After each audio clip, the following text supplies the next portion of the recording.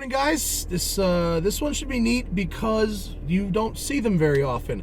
This is Tyson, and you remember Tyson from his lovely little MG Midget, which you got rid of, I think, right? I did, yeah. I sold that in my truck and went to this. And here we go. It's an E36 M3, and it is stock, right? Fully stock? Very, very minor mods. What did you change? Has a short shift. The previous owner did a short shift kit. It has cross-rolled rotors, pads, fluid. Okay, so basically the feel should be stock. The feel's stock. Yeah. Performance is stock. Airbox silencer removed. That's okay, 92,000 miles, and it's a very, very clean car. You said it took you kind of a while to find this one. Took me a while to find this. Yeah, I wanted a Lux Pack car for the Which is this seats. sweet leather? Is that this? Yeah, it has the leather door cards, some of the wood, a couple exterior bits, and the seats mainly. Cool. And this is an earlier one, right? Yeah, this is a 97. Okay, cool. Well, let's have a go.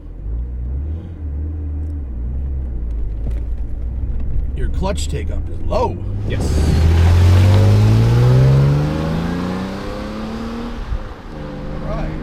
So for those of you in Europe, this is a US spec car, which means S52, 240 horsepower. Yep. Oh, it sounds nice though.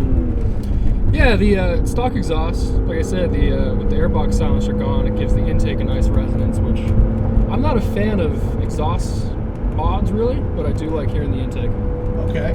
That's not a common stance among us car people, yeah. is it? Well, a lot of people go for the exhaust. Yeah. This I had a Strowman on it for a bit and wasn't quite a fan.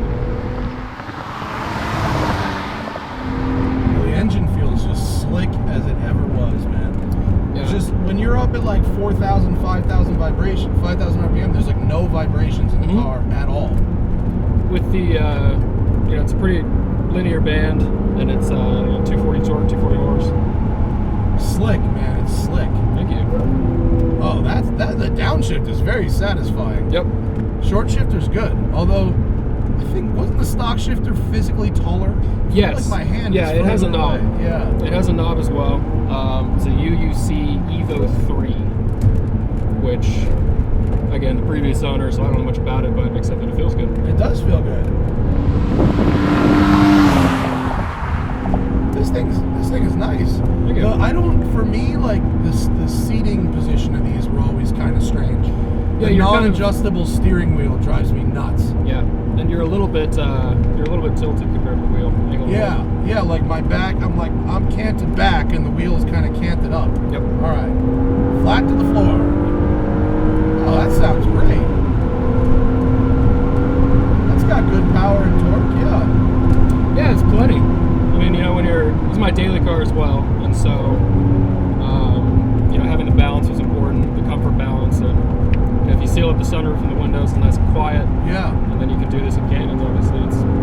Did you have any of the typical E36 issues that had to be addressed? Well, it was stored. Like I drove it now and then, so it had little things here and there.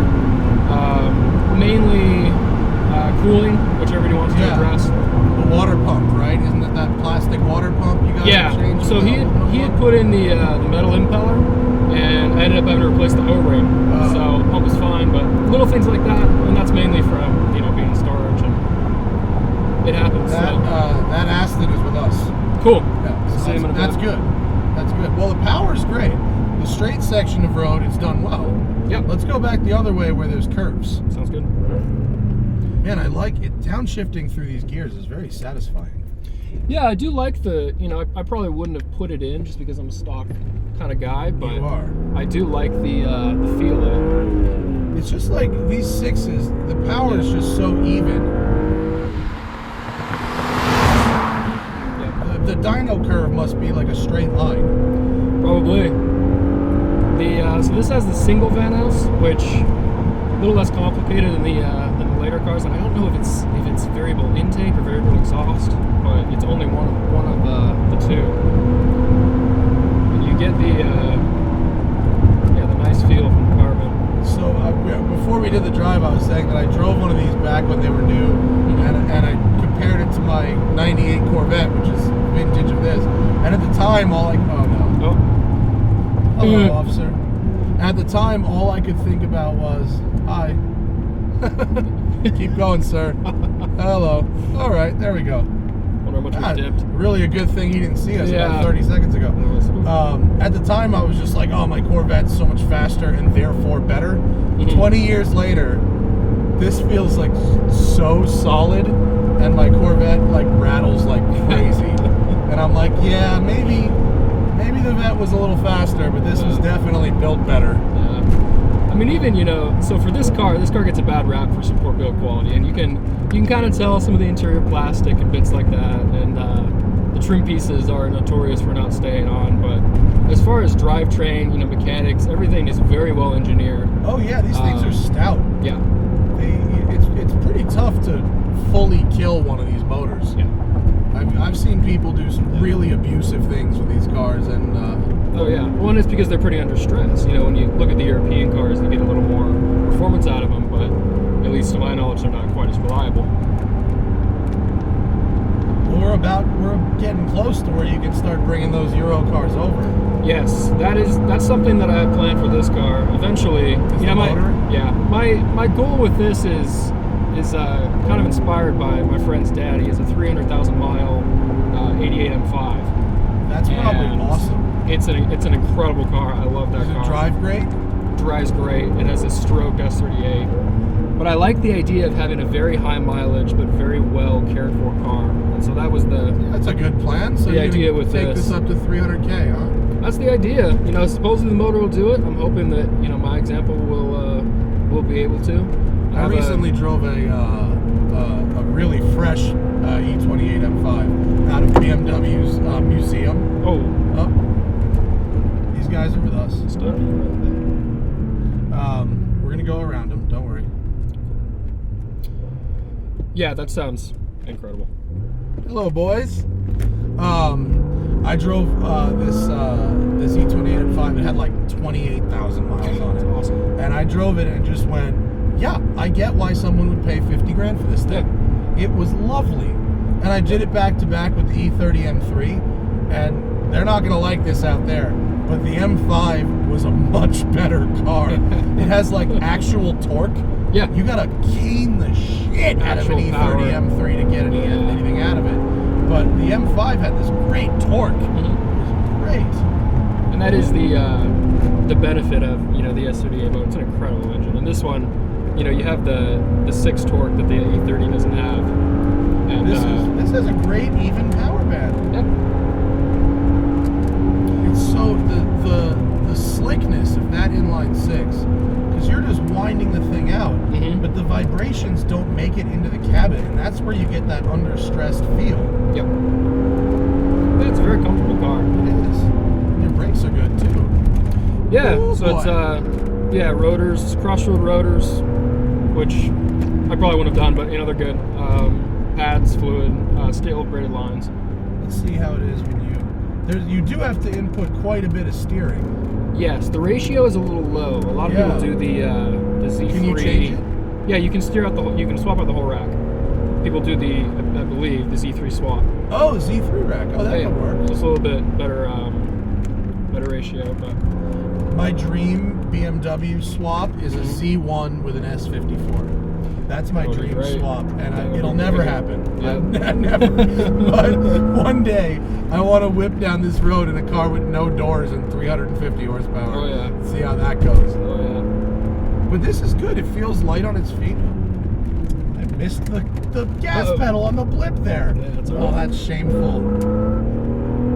Yeah, and I do like the just the overall dynamics of the car are perfect for, you know, what I need, which is Every day. a high mileage commute, and then being able to do canyons. How far is your commute every day?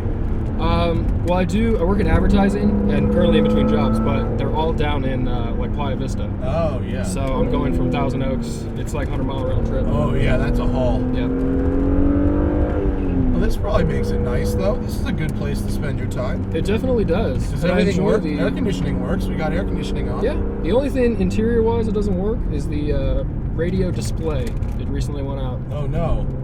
So other than that, everything's working great. Well, with my polarized Dylan Optics sunglasses, it's actually very hard to see those BMW red LED or LCD displays. Oh, very hard to see. The turning radius of this is really good, though. You can get a lot of lock in. Yeah, the radius is good. I got a friend, check him out on Instagram, my friend Fellow Ambivero in Florida. I call him the E36 Whisperer. And he drifts these things. Nice. And he's got a couple of them. And he's like the most Florida person ever. He's not what you'd call an academic, but he can literally swap an entire E36 drivetrain by himself in like 12 hours. That's awesome. Which is amazing. Yeah. So you follow, look at Fellow Racing on Instagram. He's a character. Sweet. But it makes you, with that, see, a good turning radius also means lots of lock for drifting. Yeah. So if you wanted to go out and slide one of these around, you got plenty of lock to work with. Yeah, there are a few of these that do some drifting, and well, and BMWs are sort of, they're not quite like Hondas in terms of being like Legos, but you can do a bunch of stuff with these cars and make them pretty fast. Oh yeah. I like this because it's clearly a momentum car, but it also has that torque. I do really like that. And the I came from the midget, obviously, which was 100%. That's 100%. You need like gravity, yeah, and then you have to say a prayer.